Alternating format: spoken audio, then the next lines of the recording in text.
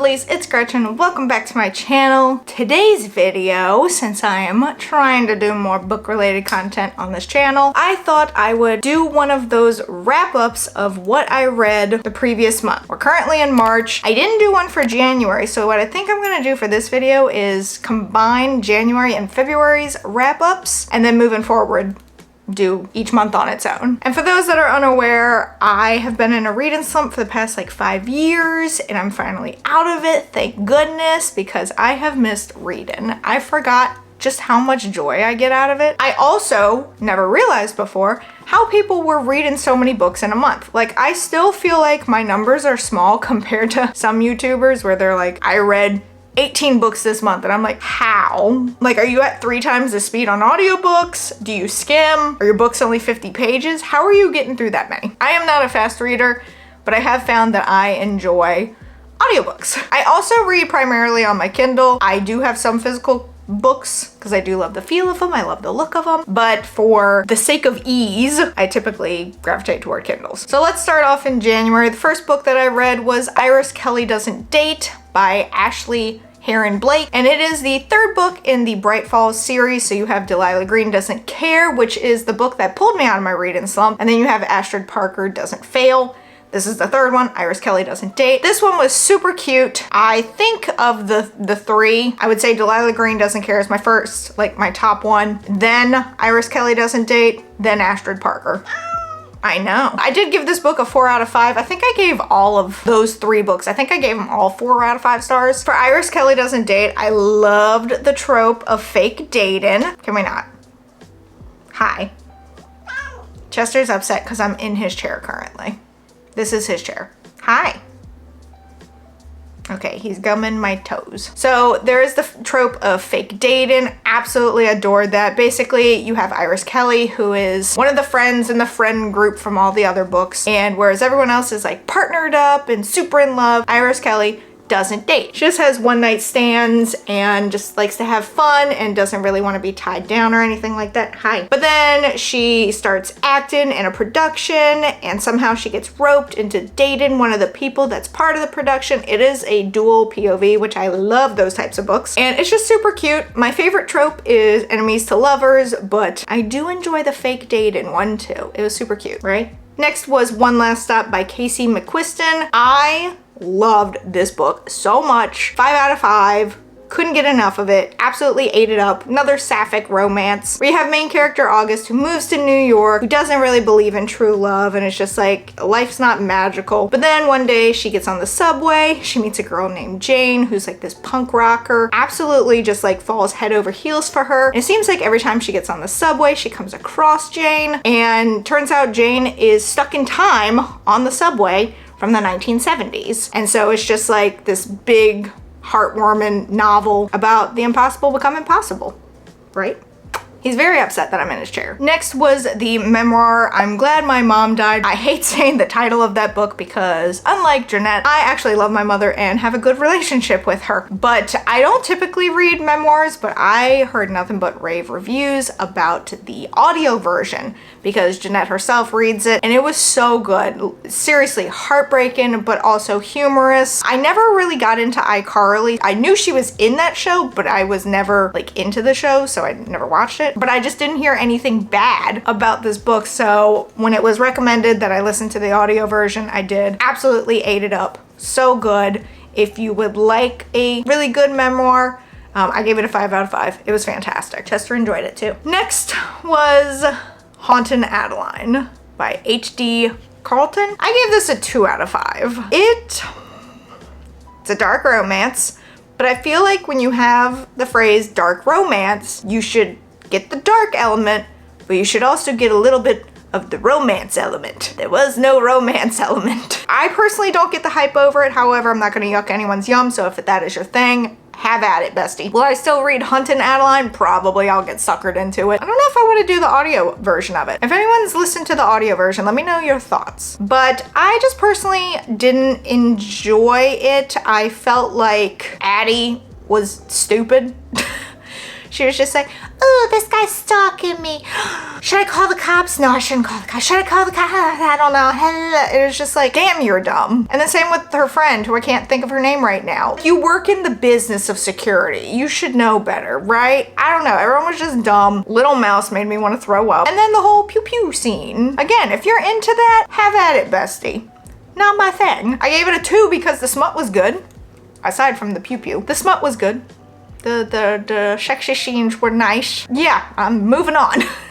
Next was Icebreaker by Hannah Grace. I heard a lot of great things about this. Again, Book Talk likes to hype up books a lot. And so I was like, ooh, it deals with like skating. It's like ice hockey and figure skating and blah, blah, blah, blah, blah. And I'm like, this should be cute. I gave it a 3 out of 5 because it just felt very unbelievable. It's supposed to be an enemies to lovers, which I absolutely love. And then it's also supposed to be like the grumpy sunshine, but she's the grumpy sunshine, which I also don't mind that. But it just felt like, and then all of a sudden, like very fast. It's like, okay, I don't think that's how it would happen. I don't know, maybe I'm wrong. It was fine. I liked it. I mean, well enough that I want to read the second one in the series, Wildfire. But it was just, I don't know, it felt very immature, even though it was supposed to be kids in college. But I guess when you're in college, you might be a little immature too. Do you mind? Little did y'all know, Chester wants to be a YouTuber. Do you want to be a YouTuber? But yeah, so it was fine for what it was. It was just like that middle of the road thing for me. Not bad, but not stupendous. And then the final book that I read for January was First Lie Wins by Ashley Elston, which was a psychological thriller. I ate this book up. 5 out of 5. This was an audiobook that I listened to. I think I was heading to a concert to photograph and I decided to listen to it on the way there. I ate this book up. It was so good. Now, psychological thrillers are not my usual direction that I like to go. It's not my typical genre. I'm obsessed with them now. I loved it. Oh my God. So the premise is Evie Porter has, you know, this fantastic life, blah, blah, blah. Turns out it's not really her life. Shit, like Evie Porter doesn't exist. She's got a mysterious boss named Mr. Smith. Can you not? That's gonna tip over. Sir, can you not? Y'all have to see this. Can you not? Sir? Bro, why? Can you just hop back down? Yeah, this is a mistake. Can you not? Why? Can I help you? You are top heavy. Thank you. But basically, Evie Porter, that's the name that she goes by for a good portion of the book, has this boss where she's given an identity, she's given a target, and basically it's to like take him out and steal something from him and then disappear. You don't have to take him out, but sometimes she would. But yeah, so then she's starting to be like, ooh, I actually like this life and I don't really want to do this life anymore. What do I do? I'm conflicted. And it was amazing. I absolutely loved it. The narrator for the audiobook did a great job. Now moving on to my February reads, starting off with ACOTAR, A Court of Thorns and Roses. So again, Book Talk influenced me. However, ACOTAR has been on my bookshelves for a really long time since it came out in 2015. I was a high school librarian and it came out my last year being in the library. So I got a copy because I used to be really into young adult literature and it was labeled as young adult. However, I don't think it still is. Maybe it is, I don't know. But we all know ACOTAR. I gave it a 4 out of 5 because it did take me a long time to get into it. I'm sitting here going like, why is everyone obsessed with it? It took me like halfway through the book before I was like, oh, this is getting good. I'm also not typically a fantasy reader, but I think because it's romantasy, that kind of helped. I didn't listen to the audio, like the graphic audio version of that book because I didn't realize it existed. So I read that one in the physical book, which took me a while to get through because of that. But I still loved it and I'm glad I pushed on because it got better. So following ACOTAR, I did take a little break from the series and I listened to The Housemaid by Frida McFadden, another psychological thriller.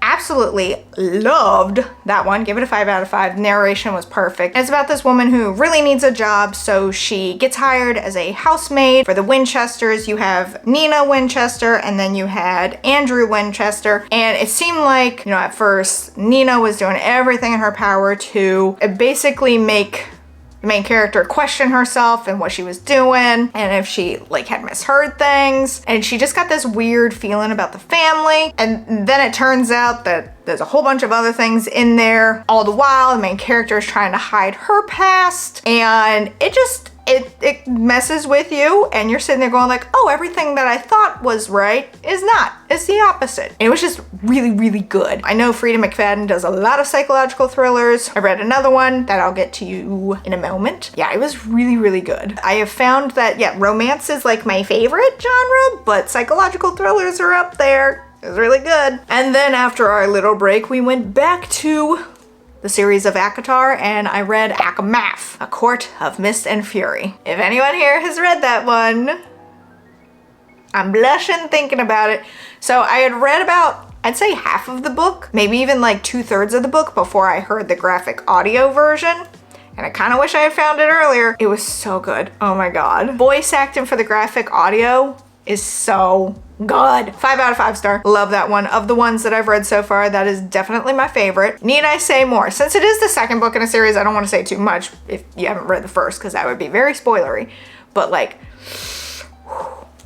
getting me blushing. And then instantly following that, we did ACOWAR, A Court of Wings and Ruin, which again, I absolutely love that one too. I gave that one a 4 out of 5 just because I felt some parts were a little dragged on, but it was fine. It still had a lot of smut, maybe almost too much. Maybe got to a point of being a little too much, but it was fantastic. Now, I haven't read Silver Flames yet. That is my goal for March, but I really enjoyed ACOWAR. Again, don't want to say too much because spoilery. And then immediately after that, I read the novella. So it's like technically 3.5 in the series, ACOFAS, Court of Frost and Starlight. It was a very short read, very quick comparatively to the other ones. Did the graphic audio version. Like I'm listening to all of the graphic audio version. For Silver Flames, I might read along in a Kindle while also listening. It was fine. I did give that one a 3 out of 5 because I felt it very immature. I started to hate Feyre in it.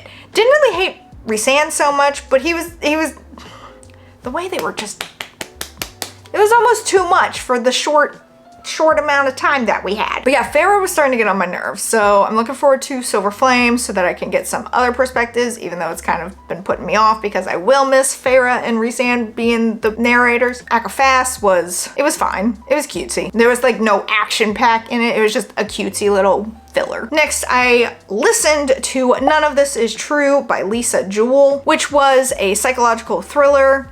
You seeing a pattern? But it focuses on 2 characters. Again, I love dual POV. I didn't think I would enjoy that so much, but I'm really glad the books I've been reading recently are given dual POV because I like it a lot. But it was about 2 women who were celebrating their birthdays on the same day and the same exact birthday. What was it? Their 45th birthday? Yeah, their 45th birthday. So they're birthday twins. You have Alex Summers, who has this big podcast that's blowing up. Everyone loves it, blah, blah, blah. Then you had Josie Fair, who's just like your everyday housewife, basically. And Josie and Alex bump into each other at a restaurant on their birthdays. Josie's like, I feel like I could be a good topic for your podcast, which intrigues Alex. Just like keeps saying that she thinks that she would be an interesting subject. So Alex is like, you know, why not? I've been wanting to change up things. And then Alex kind of finds herself in a web of Josie's life, and it is wild. Let me tell you that. But it was good. The narrators did a fantastic job for that one. So if you wanted a good audiobook, that one especially. And I gave that one a 4 out of 5 because the ending was not for me. I don't think that's spoilery, but the ending was just like, it wasn't for me. And that did take off a start. Like it was that big of a thing. But that's just a me thing. I don't think that's too spoilery, but it was great. Then we had Never Lie by Frida McFadden. So another one by the author of The Housemaid. Did audio of this one. I don't know what happened because I gave that a 2 out of 5. 1, I could not connect with the characters. 2, so many plot holes. 3, what the f? I don't know. It was short. Very short, very quick listen. Probably would have been a quick read too. How many pages was it? It was only 286 pages, so it was a very fast listen. So it'd be a fast read too. Newlyweds, Trisha and Ethan are searching for the house of their dreams. They go to this one house, so they visit this manor. And it was the previous owner was Dr. Adrian Hale, a renowned psychiatrist who vanished. And it's just like they get all entangled in that. It was just so far-fetched. And like sometimes I get you have to stretch your imagination a little bit, but it was almost a little too much stretching of the imagination. I did not vibe with that one, which sucks because it's got a really high rating and I'm sitting there going like, why?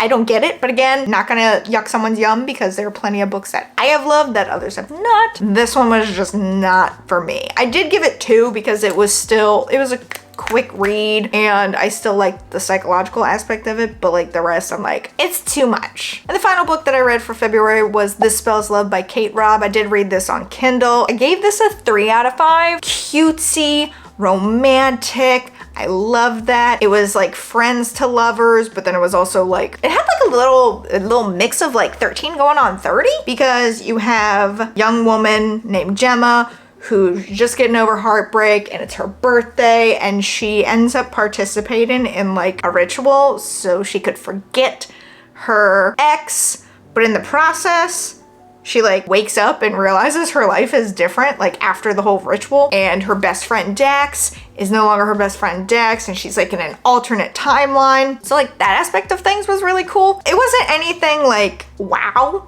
but it was super cute. I did like it for what it was. I will say I felt like the ending was very rushed and wrapped up almost too neatly.